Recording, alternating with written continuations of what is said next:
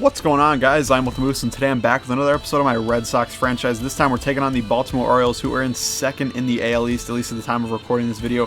35-30 record. Kind of fallen off since we saw them originally, but still a solid record. Now Christian Vasquez up here in the bottom of the third inning. He gets a base hit. Always love to see when Christian Vasquez gets hit. Yeah, or gets hits, I should say.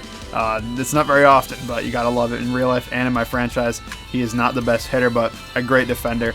And definitely, a contributor on the team. Now look at this, kind of weird.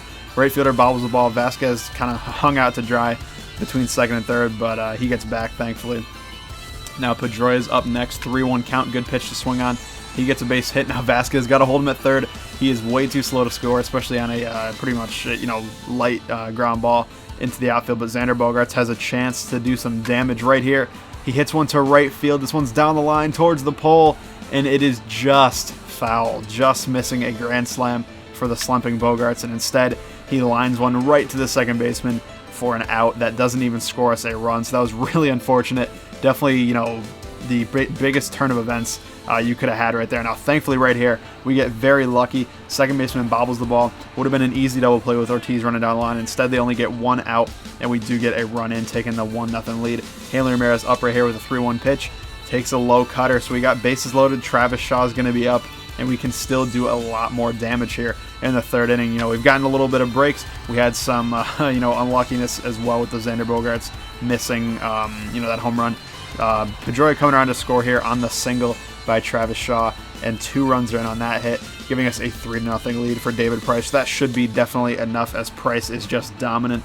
And, as long as I don't walk people with David Price, he's very, very good. That's the key. I mean, obviously, not walking people with anyone in general is always a good strategy in MLB games and in the real MLB, or in any, league of baseball at all. You don't want to give them free passes, and that's what I tried to do this game. I don't think I walked anybody. Maybe I walked a couple. I don't know. But either way, David Price had a good game. Very solid outing. And here we are in the bottom of the 7th. 2 guys on for Ortiz. What can he do? He gets a hit right up the middle. We're sending Vasquez home, who's on second this time. Again, we said we wouldn't do it last time. We didn't, and this time we did. And he is thrown out at the plate. Obviously, that 25 speed rating, not really helping us out there, and kind of hurting us there. So Craig Kimbrell on to get the save. He strikes out Chris Davis. First batter he faces, very nice. And then the final batter of the game, let's see what we can do when we strike him out. Mark Trumbo going down by way of the K, and we take game 1 of the series.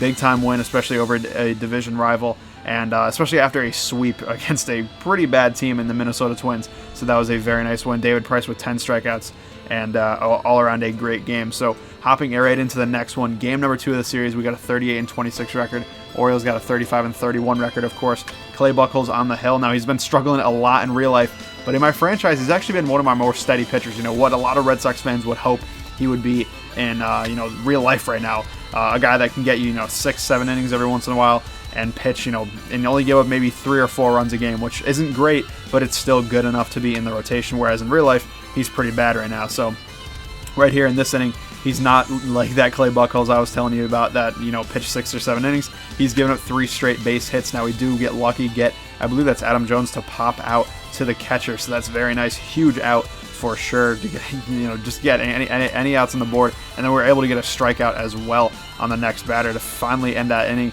and get out of it. Honestly, that was kind of shocking. Very nice to see that, and big time, job by Clay there. But unfortunately, right here, give up a huge home run to Matt Wieters, a big time home run right there, and they're taking a 1-0 lead in the 6th inning. Now we're hopping over to the bottom of the 7th. Jackie Bradley Jr. up. He's going to launch one to left field. I thought this could get up. Instead, it gets off the wall. That's fine with me as well with the speed. Jackie's easily into second with a double, and should be able to make some havoc on the base pass as well. Now Brock Holt coming in to pinch hit for Vasquez. That's something I've been doing more often, is pinch hitting him, Brock Holt and Chris Young for Vasquez in spots that I like. Now get a base hit with Brock Holt. Jackie, like I said, with his speed, he's coming around to score very easily on that one, safe by a good chunk. And we are taking the tie here into the bottom of the 9th as Travis Shaw is up. He takes a walk right there, a huge walk, setting us up. And like I was mentioning in the last game, you definitely don't want to walk people, and the same goes for your opponent. If you're playing somebody online or you're just playing a franchise game and the other team's walking you a ton, you got to take advantage of that for sure. Now Jackie Bradley up after the base hit by Blake Swihart. He gets another hit as well. Now Shaw is a little bit too slow. I wish I had a better pinch runner. That might be something I address at the deadline. but Shaw was a little bit too slow to score there. And now Ryan Hanigan, the replacement after Brock Holt pinch hit for Christian Vasquez. Hanigan gets a hit to right field, and that will easily score Shaw, obviously. And we are taking the walk-off victory, 2-1. Ryan Hanigan, a guy that does not play much for me, but when he gets in the game, he makes the most of his opportunities. And that time, he gets the walk-off single to right field, a huge, huge base hit for him.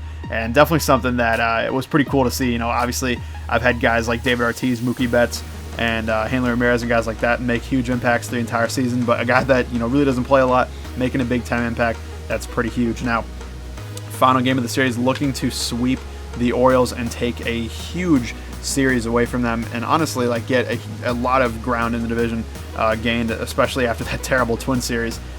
Here we are in game number 3. Now, here we are in the 5th inning, I believe. Get a couple guys on after a base hit and then a walk to Vasquez.